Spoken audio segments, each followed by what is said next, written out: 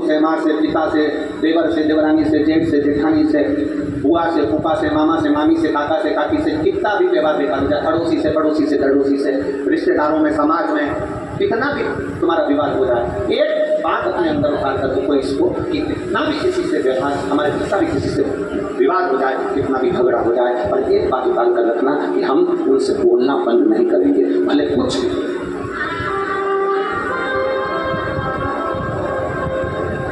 लड़ाई हो गई ना, हो जान दो, बहन से हो गई ना, हो जान दो, भाई से हो गई ना, हो जान दो, जमाई से हो गई ना, हो जान दो, काका काकी से हो गई, रिश्तेदारों से हो गई ना, लड़ाई हो जान दो, पर हम बोलना बंद नहीं करेंगे, हमारा व्यवहार हम खत्म नहीं करेंगे, हमें बोल, हमें बात करें, हम बोलना बंद ना करें, हम अपना बोलना बंद ना करें। क्यों? उसका कारण है विवाद होने के बाद धीरे धीरे दो पक्ष होते हैं, उसमें से एक पक्ष ही विचार करता रहता है कि अब शांति हो गई है, अब अपने को ये सब चीज़ें भूल जाना चाहिए, समाप्त कर देना चाहिए, और धीरे धीरे फिर वो बातचीत अगर चलती रहती है तो एक दिन कितना भी विवाद हुआ हो वो विवाद समाप्त होकर एक न दिन प्रेम बढ़ ही जाता है।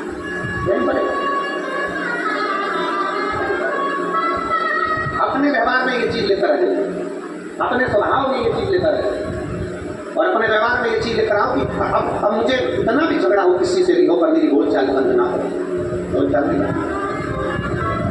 मेरे देवादिदेव महादेव को देखिएगा, अंधकासुर उनका देखा जाए तो उनके अश्रु से प्रकट हुआ है, अंधकासुर देखा जाए तो उनका पुत्र, जिनके नेत्र अश्रु से प्रकट हुआ तो देखा जाए तो अंधकासुर का पुत्र है। और अंधकासुर ने इतना उपद्रव मचाया, तलातल में, रसातल में, भूमि पर, आकाश में, जहां मिल जाए जगह वहां उपहास मचाता है। अंधा है, अंधकासुर है और उपद्रव मचा है। समय आकर कहा, भगवान शंकर जी से कहा कि भोलेनाथ जी अंधकासुर बड़ा उपद्रव मचा रहा है। ब्रह्मा जी से भगवान शंकर ने कहा आप उसको समझाने का प्रयास करें। भगवान विष्णु ने कहा कि अंधकासुर उपद्रव मचा रहा है, भगवान शंकर जी ने कहा उसे समझाने का प्रयास करें। वो समझने वाला नहीं है तो भगवान शंकर भगवान ने कहा आप उसका संहार कर दीजिए, आप उसका संहार कर दीजिए।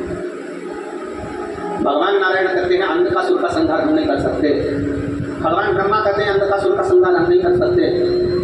अंधकासुर का संहार करने की सामर्थ्यता ना भगवान विष्णु करेंगे, हम भी नहीं कर सकते, ब्रह्मा करें हम भी नहीं कर सकते।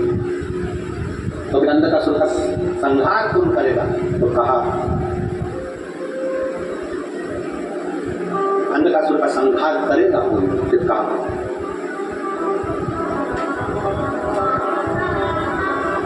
केवल एक, जिस दिन अंधकासुर गलत दृष्टि से अपनी माता को देख ले उस दिन अंधकासुर का स्वयं संहार होता है। आज कौन सा डे है? जम के बोलो, मदर्स डे।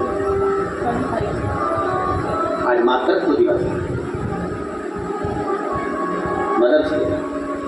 अब जरा विचार करिएगा, भगवान ब्रह्मदेव से भगवान शंकर कर रहे हैं कि या तो आप समझा दो या संहार कर दो, नारायण से कर रहे हैं या तो आप समझा दो या संहार कर दो। ये मरने वाला ऐसा नहीं है। तो कहा मरेगा तो केवल एक कारण से मरेगा, जिसने अपनी माता को गलत दृष्टि से देखेगा, बस उसी दिन इसके प्राण छूटेंगे। हम तो इतना सा निवेदन करेंगे आज मदर्स डे पर, मातृत्व दिवस के दिन इतना सा कहना चाहेंगे कि अपनी जिंदगी में ये बात अंधकासुर के चरित्र से उतार कर रखना। आज मदर्स डे के दिन, मातृत्व दिवस के दिन ये उतार कर रखना कि घर में जब तक माँ है तब तक ये समझना तुम्हारा घर स्वर्ग है। को तुम्हारी माता माफ करती रहती है, जैसे पृथ्वी माता और घर की माता एक होती है। पृथ्वी माता पर मलमूत्र करते हो, गंदगी करते हो तो भी पृथ्वी माता कभी तुमको अपशब्द नहीं करती, वो हमेशा कहती है कि ये मेरी संतान है, ये मेरी औलाद है। और घर की एक माँ ऐसी होती है जिसको आप बड़े होते चले जाते हो तो ताने देते हो। बचपन में माता की छाती पर लात मारते हो, बचपन में माता के स्तन से दूध नोचते हो, पीते हो, बचपन में माता को अपशब्द भी कर देते हो। बड़े होते होते एक समय ऐसा आता है कि माताओं में गलती नजर आने लगती है। अपनी पत्नी श्रेष्ठ दिखती पर माता गलत दिखना चालू हो जाती है, तभी भी माता उस गलती को स्वीकार कर लेती है, सहन कर लेती है, बोलती नहीं। मेरा निवेदन कहना है, जिस घर में माँ है, जिस घर में माता है, जिस घर में बुजुर्ग विराजमान है, वो घर नहीं वैकुंठ और कैलाश धाम है। वैकुंठ और कैलाश धाम है, उत्तम नहीं।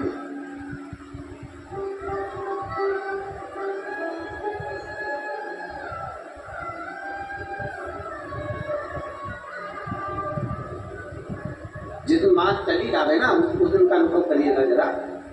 9 दिन नवरात्रे में देवी बैठती है, 9 दिन नवरात्रे में जगतजननी जगदम्बा दुर्गा भवानी बैठती है, और 9 दिन पूरे हो जाते हैं, माता चली जाती है। उस दिन अपने मन को देखिएगा कि माँ के जाने के बाद घर कितना सुना हो जाता है।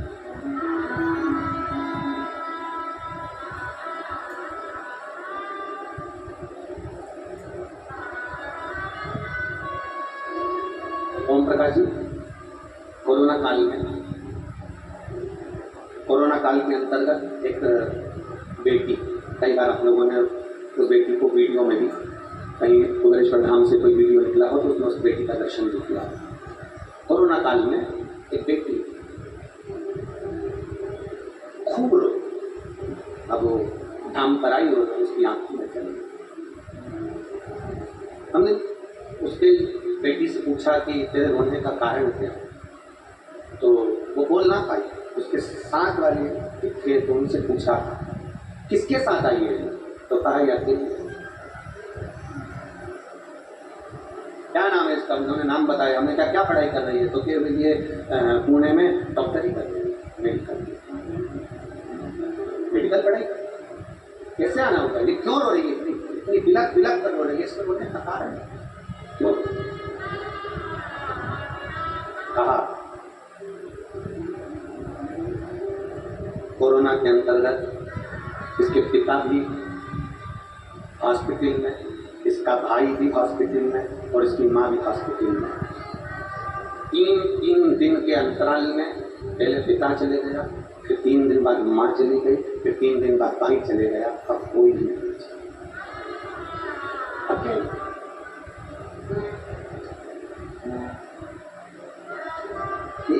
एक जनी की कथा नहीं है कि केवल कोरोना के अंतर्गत एक व्यक्ति की कथा। कोरोना काल में जब महामारी फैली थी, कई लोग चले गए, कई लोगों ने अपने परिवार वालों का मुख भी ना देखा। आप लोग तो भाग्यशाली हो जो महादेव की कृपा से सुरक्षित रहे, सूरज भी नहीं देख पाए थे। हमने उस बेटी से पूछा कि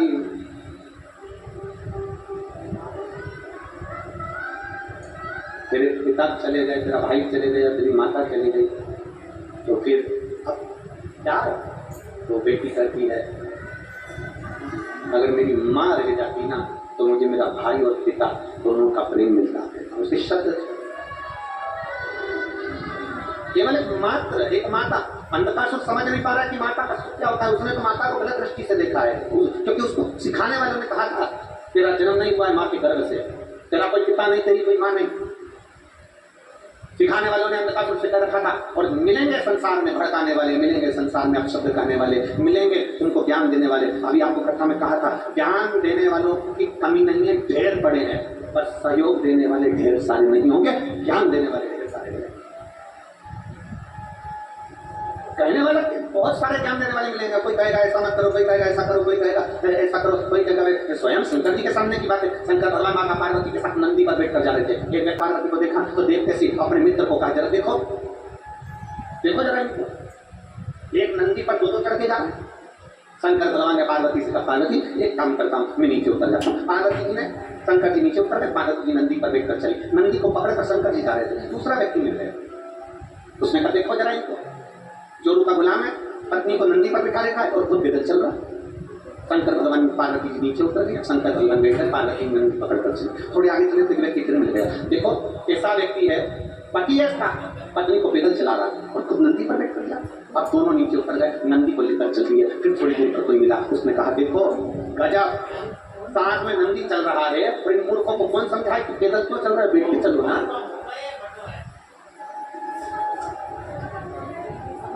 ये दुनिया है, ये दुनिया के लोग हैं, आपको चैन से नहीं रहने देंगे, ज्ञान देता रहेगा। मंदिर में गए तो ज्ञान दे दिया, ये बेलपत्री ऐसे मत चढ़ाओ, पानी ऐसे मत चढ़ाओ, कामे का लोटा धोकर लाओ, ऐसा मत करो, वैसा मत करो। 24 घंटे दुनिया के लोग ज्ञान देने में लगे हुए हैं।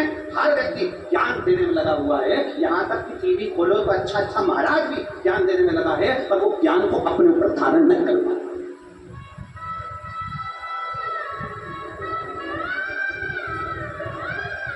वो ज्ञान अपने ऊपर धारण नहीं कर पाता। हमें पहले कथा में कहा था, शायद आप लोगों के स्मरण में होगा, पर वालों के स्मरण में होगा, हमने कहा था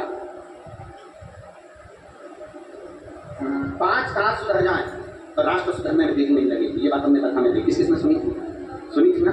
5 कार सुधर जाए तो मेरे राष्ट्र को सुधरने में देरी नहीं लगेगी, हमने कथा में कहा था। सबसे पहले नंबर पर आता है कलाकार, जो नई नई फिल्मों का निर्माण करते हैं, बेटियों को आड़े टेढ़े वस्त्र पहनाते हैं, घर को टूटना बताते हैं, एक व्यक्ति की शादी 4 बार बता देते हैं। हमारे सनातन धर्म की बेटियों को दूसरे धर्म के बेटों से विवाह करना बता देते हैं। शिव महापुराण कहती है 5 कार सुधर जाए तो राष्ट्र सुधर जाएगा। पहले नंबर पर है कलाकार, जो नाटक और फिल्मों का निर्माण करते हैं। अगर वो सही नाटक और सही फिल्मों का निर्माण करें तो मेरे राष्ट्र को सुधरने में देर नहीं लगेगी।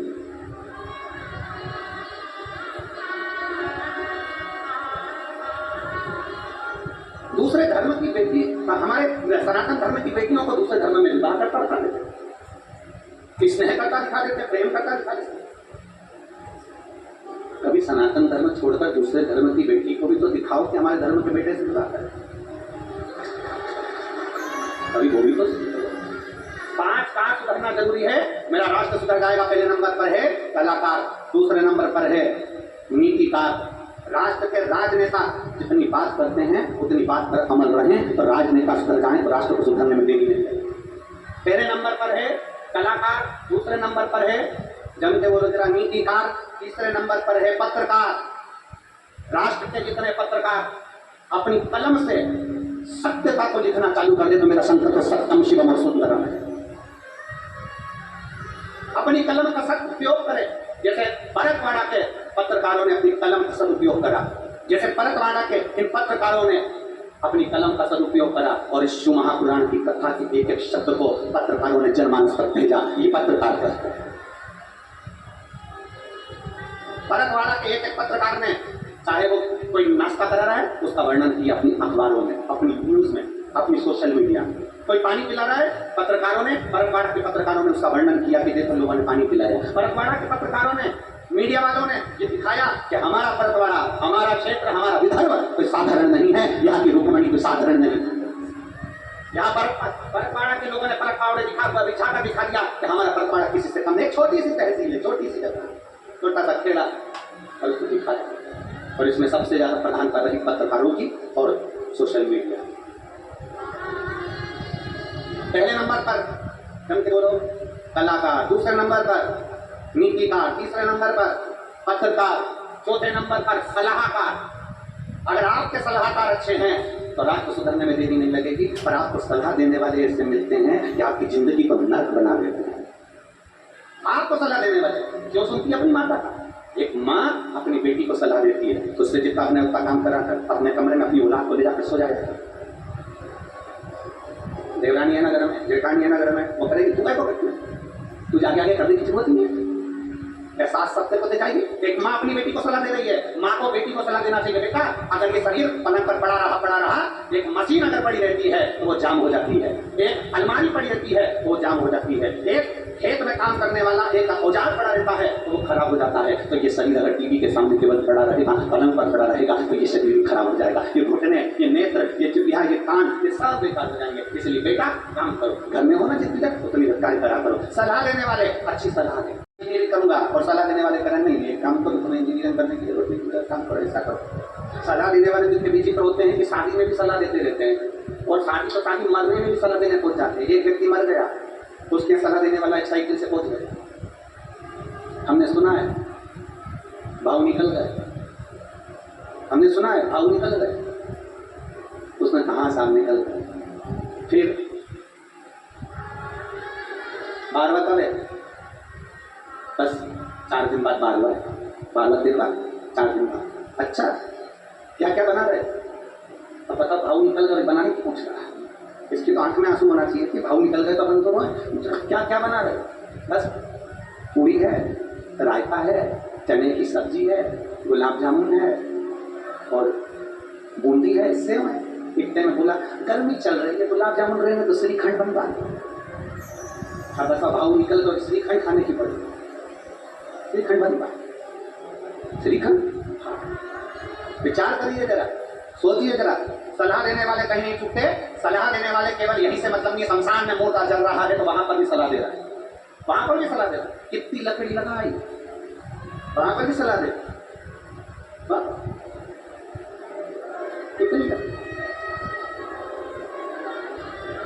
कितनी लकड़ी लगाई, वहां पर भी सलाह दे रहे हो। फिर आग नहीं लग रही, लकड़ी नहीं चल रही, तो वहां पर भी सलाह दे रहे, थोड़ा सा घी ज्यादा लाना था, चल नीचे से और डालिए, और सलाह दे।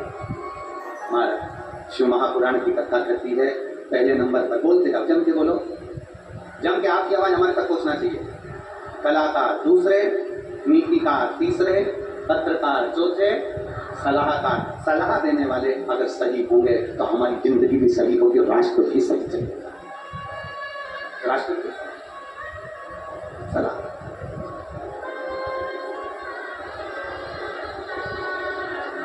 शरणे पड़ी मां खड़ी रे, दुख दया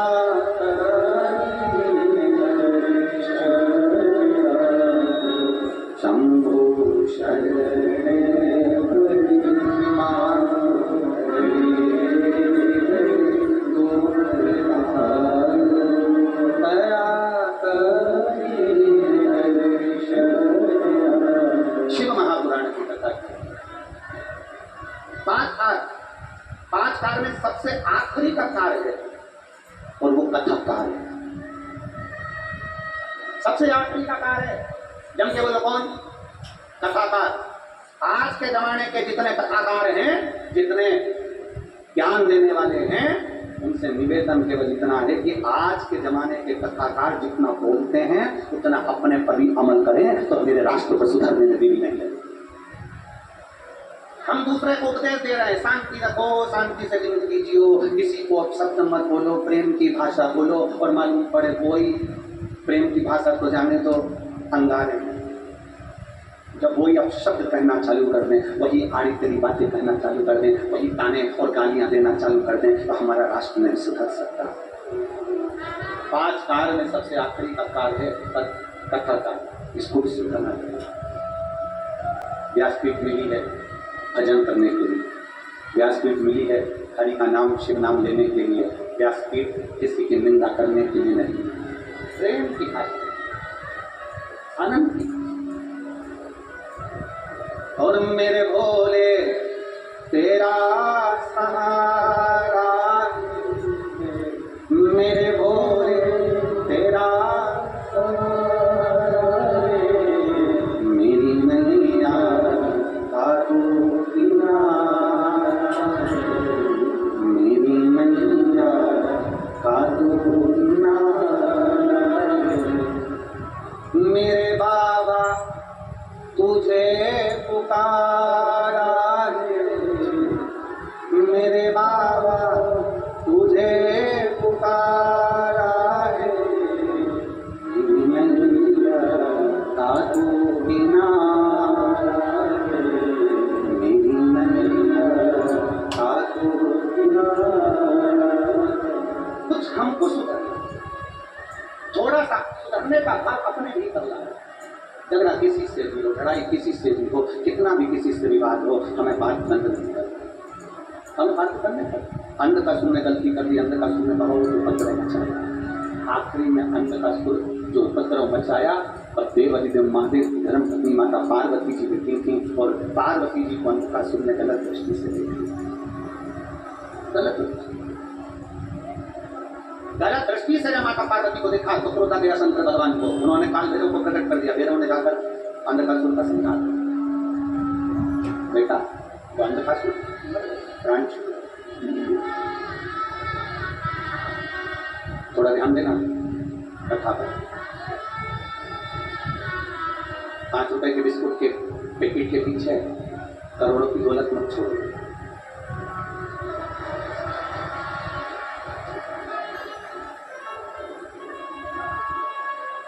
बिस्कुट और कुरकुरा लेने से पहले भोलेनाथ जी से झोली पसार कर प्रार्थना करना कि आज ये दे रहा है, अगली कथा तक मुझे इतना भंडार करना कि अगली बार मेरी डब्बा भर कला करे सके। 5 रुपए के पैकेट के चक्कर में करोड़ों की दौलत मत छोड़ देना। समापन के दिन की कथा है, समापन के दिन बहुत ध्यान लगा कर सुना है, क्योंकि अपने को बाबा से लेकर जाना है, खाली हाथ नहीं ले। बहुत दिल से, बहुत दिल। पानी की बोतल अगर आपके पास नहीं हो, तो पानी बांटने आए ना तो वहीं से हाथ जोड़ करके तो आप पीछे जाइए, जो धूप में बैठा उसको दीजिए, हमारे पास रखी, हम पी लेंगे। हमें नहीं दिए, जो धूप में बैठे हैं टेंट लगा लगा कर खड़े हैं धूप के अंदर, आप उनको दो ना। हम आराम से बैठे, हमको नहीं किया, हमें पता सुना, हमें झोली भरकर बाबा से लेना। शिव कथा अंत का सुख चले गया, पार्वती से नैना अश्रु में जल रहा। बाबा विचार करो, माता को गलत दृष्टि से देख रहा है, तो भी मार हो रही है, तो भी मार।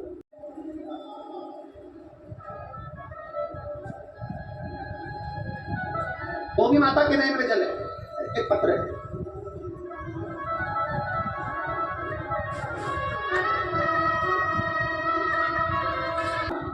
सतीश सूर्यवंशी, गांव नांदेड़, महाराष्ट्र, मायका अमरावती है। मेरा मोबाइल नंबर ये है, कहीं बैठी हो तो हाथ हिला सकती हैं। प्रतिभा सतीश सूर्यवंशी। अगर मोबाइल नंबर उन्होंने लिखा है, पत्र टीवी पर भी एलईडी पर भी आप पढ़ सकते हैं। जिन्हें पत्र लिखा है अगर बेटी हो तो हाथ हिला सकती हैं। मेरा नाम प्रतिभा सतीश सूर्यवंशी है, गांव नांदेड़, महाराष्ट्र, मायका अमरावती है। मेरा मोबाइल नंबर ये। मेरी शादी को 12 साल हो चुके थे, लेकिन मुझे संतान का सुख नहीं। डॉक्टरों ने इलाज का कहा, हमने इलाज भी करवाया, कई साल तक इलाज करवाया, पर संतान का सुख नहीं। नासिक, औरंगाबाद, अहमदनगर, कोल्हापुर, अमरावती, नांदेड़, जगह जगह पर हमने इलाज करवाया, पर फायदा नहीं। तब मेरी माँ, उसने आपकी कथा सुनी। अब देखिएगा जरा, माता का हृदय कैसा होता है जरा समझिएगा, माता का स्वभाव कैसा होता है जरा उसको समझिएगा, माता का स्वरूप क्या होता है वो समझिएगा। माँ बेटे को गाली दे देती है ना, बेटे को अपशब्द कर देती है ना, बेटे को श्राप भी दे देती है ना माँ, बेटे को मार भी देती है ना माँ, तो भी मार होती है, तो भी मार होती है। और बेटे से प्रेम करती है ना माँ, बच्चे से स्नेह करती है ना माँ, तो भी होती है। ये माता का स्वरूप है।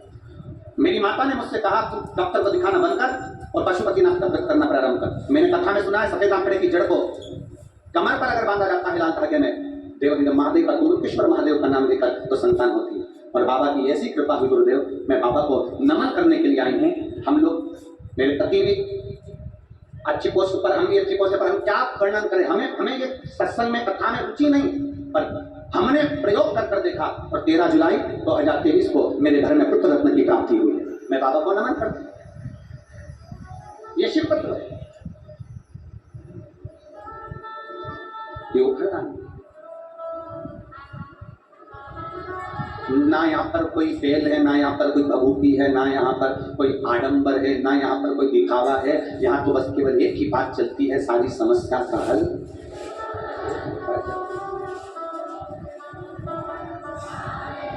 बोल बम का नारा है।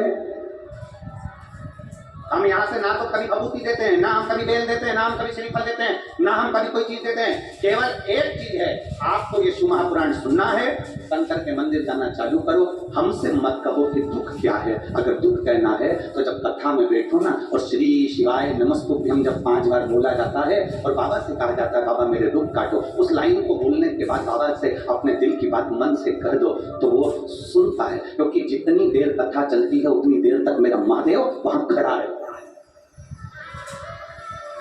हमने पहले कथा में कहा था, हवाई जहाज को उतारने के लिए हवाई पट्टी होती है, हेलीकॉप्टर को उतारने के लिए हेलीपैड होता है, ट्रेन को खड़ी करने के लिए स्टेशन होता है, बस को खड़ा करने के लिए बस स्टैंड होता है। उसी तरह मेरे महादेव को पृथ्वी पर पाने के लिए ये शिव महापुराण की कथा होती है। ये देवादिदेव महादेव का संवाद, ये देवादिदेव महादेव की पवित्र कथा एक पत्र है।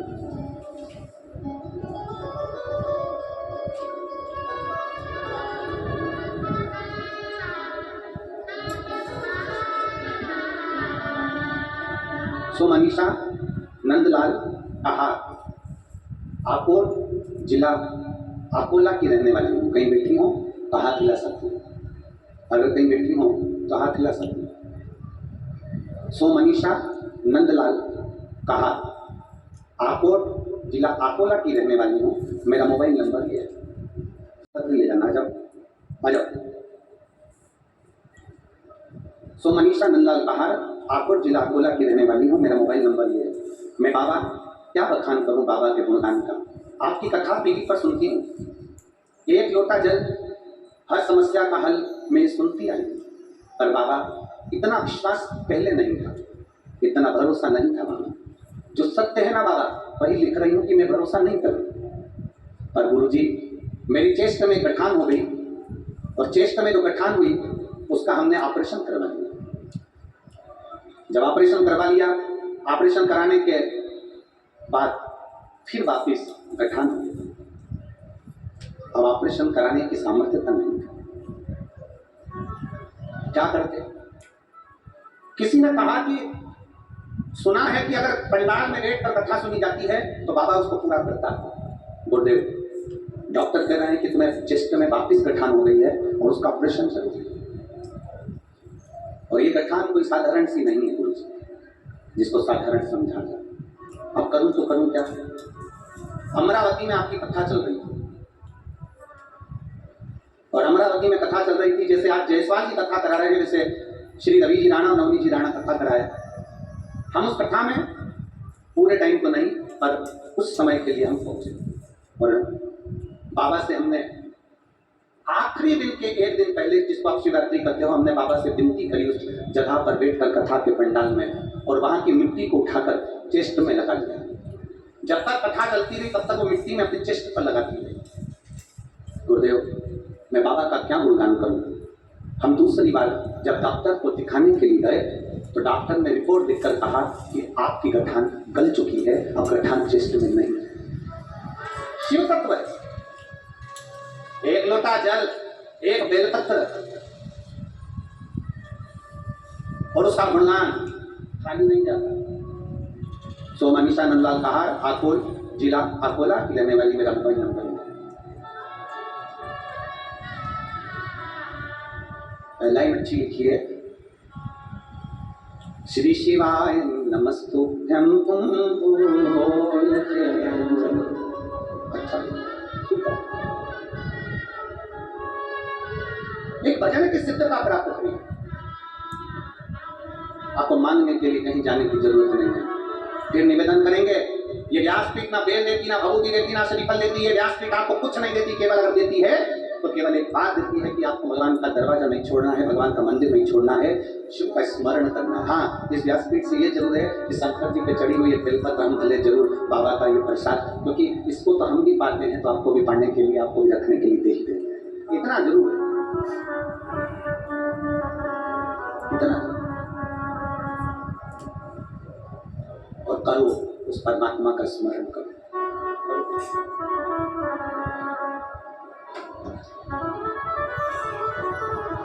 आज कथा विराम हो जाएगी, और कथा विराम होने के बाद में 16 तारीख से छत्तीसगढ़ प्रारंभ हो जाएगी।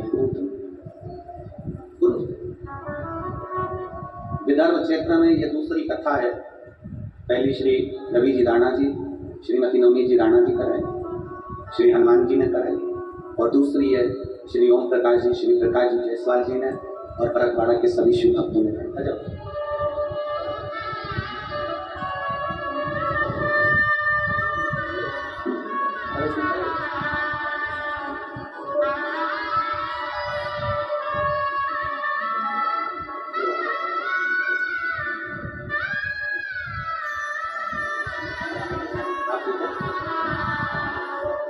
और खाली न जाता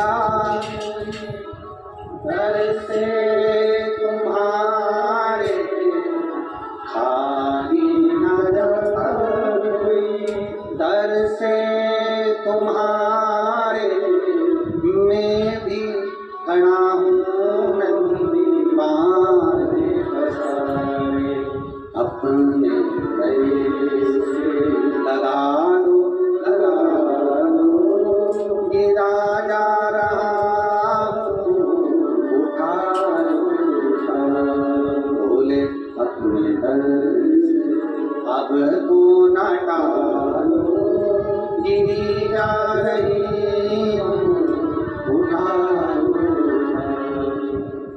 से प्रार्थना करें।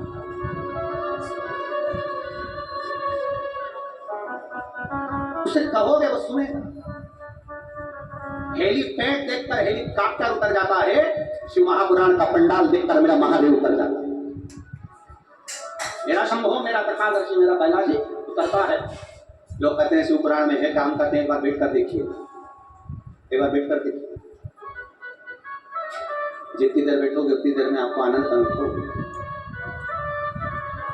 बैठिए एक बार।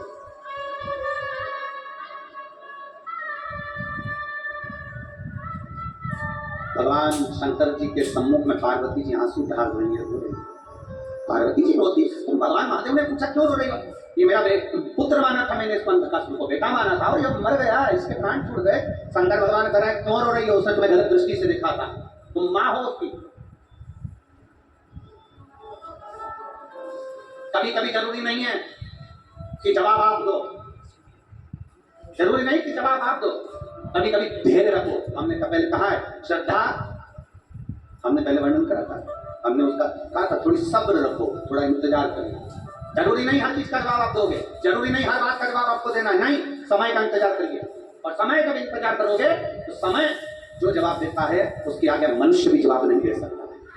समय जो जवाब देगा उसके आगे मनुष्य जवाब नहीं देगा।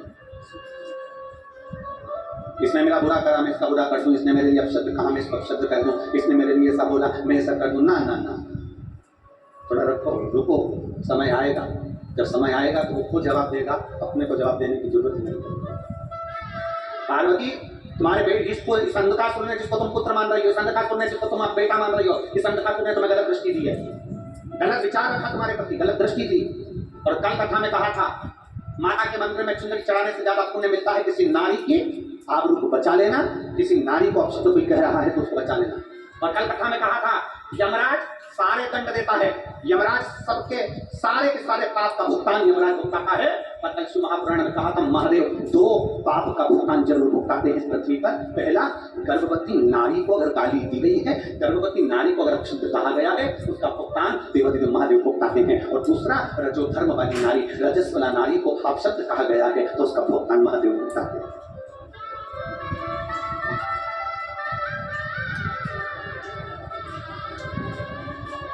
दो समय उसके पाप का भुगतान महादेव भुगता देते। थोड़ा समझदारी रखो अपने भीतर, थोड़ी सतर्कता रखिए अपने भीतर, थोड़ी सब्र रखिए अपने भीतर। आपको कहने की जरूरत नहीं पड़ेगी, आपको किसी को दंड देने की जरूरत नहीं पड़ेगी, वो है देने वाले। आपको बोलने की जरूरत नहीं पड़ेगी, वो है बोलने वाले। कथा आती है,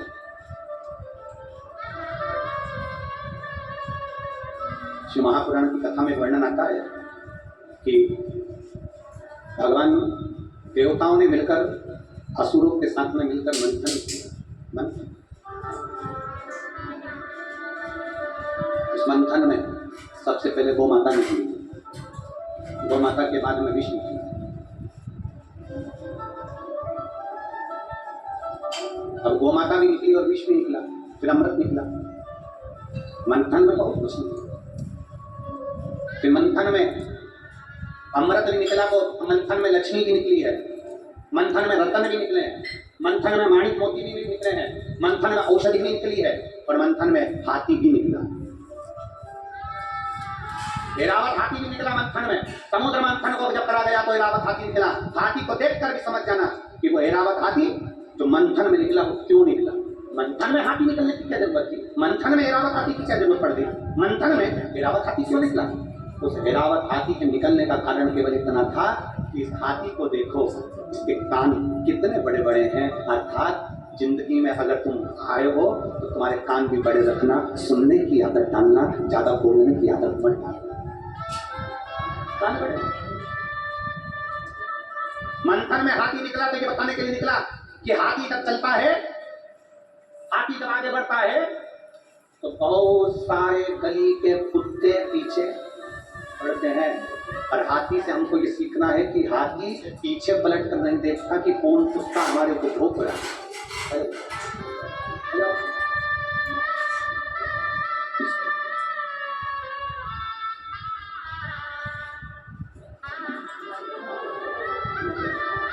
बारह वर्ष के बाद में जो बच्चा हुआ है ये बहन का है।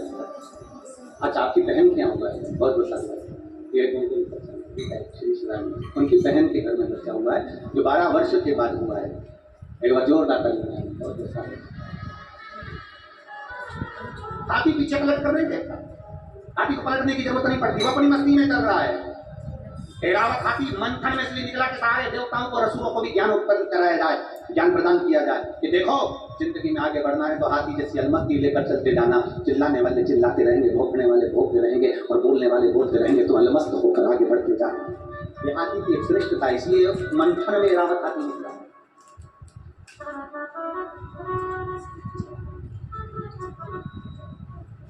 और हाथी की सबसे बड़ी श्रेष्ठता ये होती है कि हाथी को जो भी मिलता है ना, हाथी उसको ऊपर, महावत जो बैठा रहता है हाथी को चलाने वाला, हाथी को अपने पैसे दिए कभी? किस किस ने दिए? जरा हाथ उठा, सबने दिए। हाथी क्या करता है? उस पैसे को ऊपर दे देता। हाथी के पास में जो भी सामान आता है हाथी ऊपर दे देता है। हाथी अगर पानी भी भरता है ऊपर फेंकता है। हाथी कोई भी सामान उठाता है ऊपर देता है। हाथी से ये सीख लेना चाहिए कि संसार में हमें कुछ भी मिले उस ऊपर वाले को धन्यवाद देते रहना चाहिए। ये हाथी से सीख लीजिए। हाथी को कुछ मिला उसने ऊपर दे दिया, हाथी को पानी मिला ऊपर फेंक दिया, हाथी को सामान मिला उसने ऊपर दे दिया। अर्थात ये सीख हमें लेना चाहिए। हम उन्नति की सीढ़ी पर जैसे जैसे चढ़ते जाएं, हम तरक्की की ओर जैसे जैसे बढ़ते जाएं, हम समृद्धि की ओर जैसे जैसे बढ़ते जाएं, वैसे वैसे उस परमात्मा को धन्यवाद देते रहना कि ये तेरी कृपा से मिला है, वरना मेरी तो कोई सामर्थ्य ही नहीं थी। कौन जानता था तेरी रहमत से पहले? कौन जानता? कौन जानता? और मैंने तेरे ही भरोसे बाबा, तेरे ही भरोसे हवा विच उड़ती जावांगी बाबा, डोर कटी जावांगी बाबा, मैं तेरी शंभू, मैं तेरी हवा विच उड़ती जावांगी बाबा, डोर हथो छठी कटी। उसको धन्यवाद देते रहो, हर पल हर घड़ी हर क्षण उसको साधुवाद दीजिए कि तेरी कृपा से हुआ। आज अगर ओम प्रकाश जी कथा करा रहे हैं, प्रकाश जी कथा करा रहे हैं, अगर ये सारा परिवार बैठा हुआ है, जैसवाल परिवार बैठा हुआ है, साथ में पूरे परपाड़ा के लोग बैठे हुए हैं, आसपास के क्षेत्र के लोग आए हुए भक्त लोग, वो सुन रहे हैं कथा, आप अगर शिव महापुराण की कथा तक पहुंच गए तो बाबा को धन्यवाद देना, ये तेरी कृपा से हम यहाँ पहुंचे और तूने हमें यहाँ बुलाया। हमारी सामर्थ्य का नहीं है, हमारी क्या सामर्थ्य?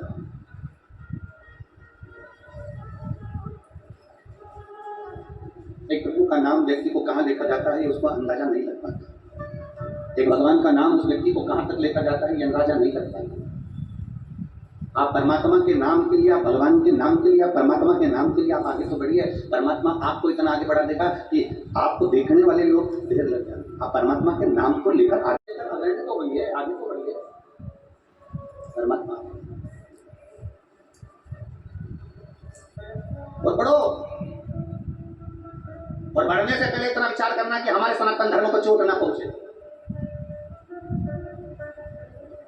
चौथे चरण की वोटिंग होने वाली है, पूरा भारत, पूरा विश्व इस कथा को सुन रहा है। चौथे चरण की वोटिंग होने वाली है और मेरा निवेदन है एक एक सनातनियों से, अगर आप मेरे राम से स्नेह करते हो, मेरे कृष्ण से स्नेह करते हो, शंकर से स्नेह करते हो तो वोट डालने जरूर जाओ वोटिंग करने के लिए, अपने सनातन धर्म की रक्षा के लिए, अपने राष्ट्र की रक्षा के लिए, गौ माता की रक्षा के लिए, बहन बेटियों की रक्षा के लिए, आने वाली पीढ़ी की रक्षा के लिए वोट डालने चाहिए। घर से निकलो, धूप मत देखो, गर्मी मत देखो, निकलो बाहर, जाओ वोट डालो। शिव तत्व कह रहा, भगवान शंकर की कथा पार्वती दूर हो रही, इसके पार्वती को समझाया, ऐरावत हाथी का वर्णन आया, फिर वर्णन आया कि विष जो निकला उस विष को कौन को दिया जाए, किसको दें हम इस विष को, कौन पिएगा ये विष, कौन धारण करेगा ये विष, कौन पी सकता, किसकी सामर्थ्यता विष पीने की। और बताओ पति ज्यादा विष पीता है कि पत्नी ज्यादा विष पीती है? बहुत भारी प्रश्न है, पर मुझे उम्मीद है रुक्मणी जी के गांव के हो तुम सब, इसलिए मुझे विश्वास है कि निर्णय सही दे सकते हो। सबसे ज्यादा विष कौन पीता है? संतान नहीं हो रही, 8 साल हो गए, 9 साल हो गए, कोई अपने लड़के से नहीं कहता कि संतान नहीं हो रही। जो भी ताना देते हैं तो स्त्री को ताना दिया जाता है, गाली दी जाती है तो स्त्री को दिया जाता है। घर में तकलीफ आई, ताना दिया गया स्त्री को। जब से इसके पांव पड़े तब से हमारे घर ही सही नहीं है, ताना किसको? अब दुनिया के लोग कहते हैं कि विष किसने पिया? तुम तो बोलो जम के, बहुत अच्छे से बोलो, जब दमदारी से। विष किसने पिया? देव महादेव। पर जरा अच्छे से जिसने सुपुराण सुन रखी होगी उसको मालूम होगा, जैसे ही महादेव विष पीने के लिए खड़े हुए, हलाहल विष उनके हाथ में आया और वो विष जैसे महादेव कंठ पर पार रहे थे, इतने में माता दुर्गा भवानी आदिशक्ति पार्वती को लगा ये विष मेरे पति के अंदर ना उतर जाए। पार्वती जी कंठ पर जाकर बैठ गई, सारे विष को झेल ली।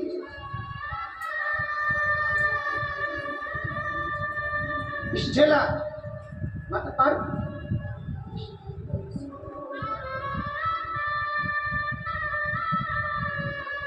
ये विष अंदर ना उतर जाए। शंकर भगवान का नाम नीलकंठधारी हो गया, नीलकंठधारी।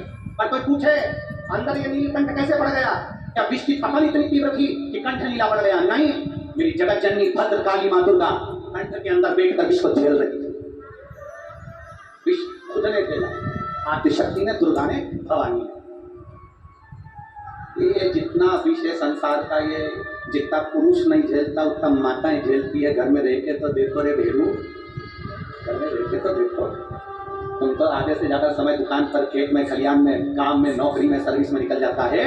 जो घर में रहती है उससे पूछो कि दिन भर में कितना विष पीती होगी, उससे पूछो कितना विष पीना पड़ता है। कंठ पर झेल कर रखी है मां आदिशक्ति दुर्गा भवानी। आदिशक्ति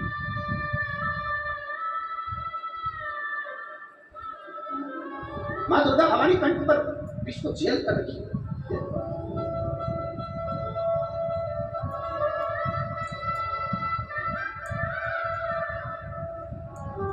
एक राधा जी का भी प्रसंग आता है। राधा जी भी जब भगवान कृष्ण को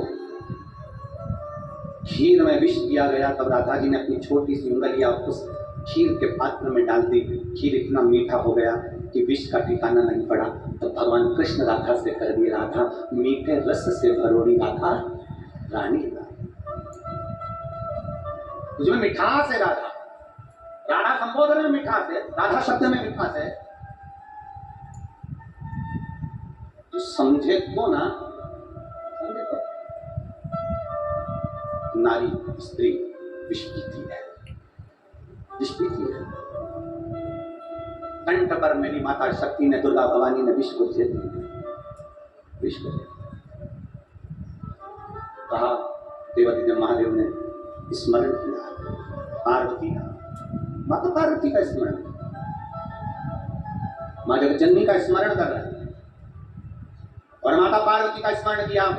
हे पार्वती, मैं विष पी रहा हूं, बस इतना तो बोलना था। भगवान शंकर के कंठ में पार्वती जी विराजमान हो गई।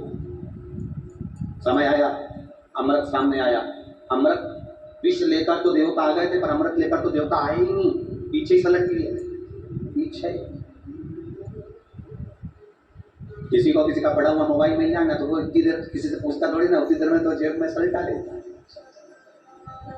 मैं पूछे बाबू, किसी का सोने चांदी की रकम मिल जाए तो कौन पूछ रहा है, कौन आवाज लगा, कौन बोल रहा है, जेब में सलटा। हाँ, अगर किसी की टूटी हुई चप्पल मिल जाए तो बोलो बोलो, जम के बोलो जरा, सलटाएगा जेब में? नहीं, हवाई लगाएगा। देखो ये लाल कलर की चप्पल, पीली कलर की चप्पल, नीली कलर की चप्पल, काली कलर की चप्पल, ये चप्पल हमारे पास पड़ी है और ये 2 बत्ती की चप्पल पड़ी है, ये ऐसी चप्पल पड़ी है, किसी की हो तो ले जा। अब हवाई लगा और सोने की रकम होती तो जेब में रख लेता, हवाई नहीं लगा। उसी तरह विष निकला तो देवरी जब महादेव के पास पहुंच गए, बाबा विष निकला, पूरा भला हर विषय, पूरी पृथ्वी कांप रही है, इतना भयंकर विषय। शंकर भगवान कहते क्यों घबरा रहा है, ला मुझे दो। और अमृत निकला तो एक देवता नहीं आया, अमृत निकला तो एक भी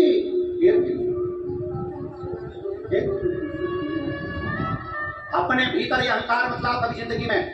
कथा मैंने कराई, अपने भीतर ये अहंकार मत लाना कि मैंने ये करा, अपने भीतर ये अहंकार मत लाना कि मैंने ये करा। नहीं, अगर शिव महापुराण की कथा हुई है तो जितना हक श्री ओम प्रकाश जी जायसवाल जी का है, जितना हक प्रकाश जी जायसवाल जी का है, जितना हक अध्यक्ष महोदय जो श्रीमती नवनी जी राणा जी का है, जितना हक जितना जितना आप लोगों ने सेवा करी उतना उतना हक एक झाड़ू लगाने वाले का भी है, एक सेवा करने वाले का भी है, एक भोजन बनाने वाले का भी है, एक सेवाकारी करने वाले का भी है।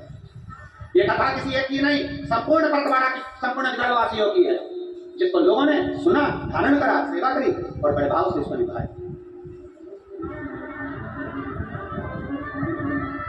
और मेरे बाबा दया करना, मैं तेरे भरोसे ना घर के भरोसे